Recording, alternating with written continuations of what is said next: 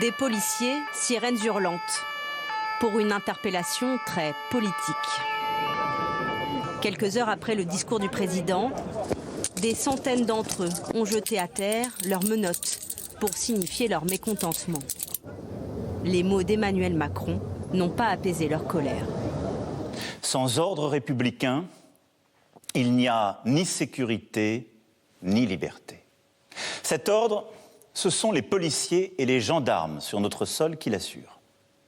Ils sont exposés à des risques quotidiens en notre nom. C'est pourquoi ils méritent le soutien de la puissance publique et la reconnaissance de la nation. Les propos du président de la République, c'était surtout sur le déconfinement.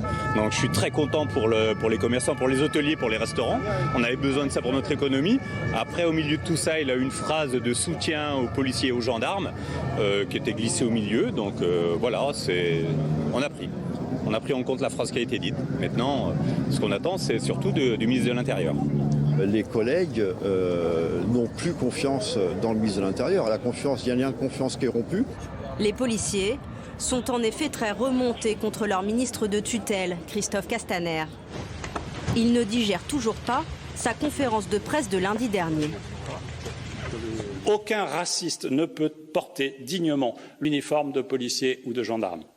Aussi, j'ai demandé à ce qu'une suspension soit systématiquement envisagée pour chaque soupçon avéré d'actes ou de propos racistes.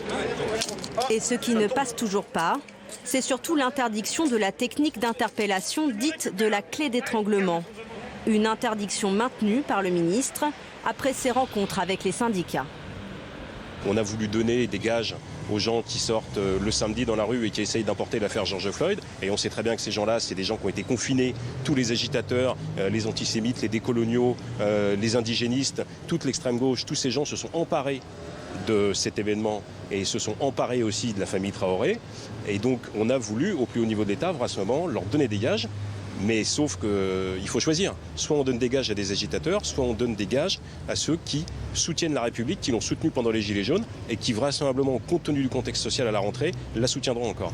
C'est la première fois qu'on voit des syndicats qui, au lieu de réclamer le paiement des heures supplémentaires, des meilleures conditions de travail, réclament le droit d'étrangler les gens ou de leur tirer dessus des coups de fusil électriques.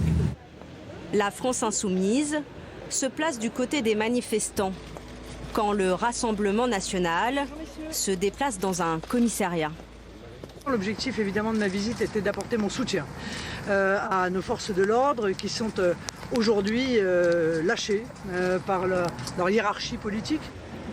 On est dans la rue déjà depuis jeudi dernier, suite aux propos du ministre de l'Intérieur, M. Castaner, qui nous a littéralement craché à la figure.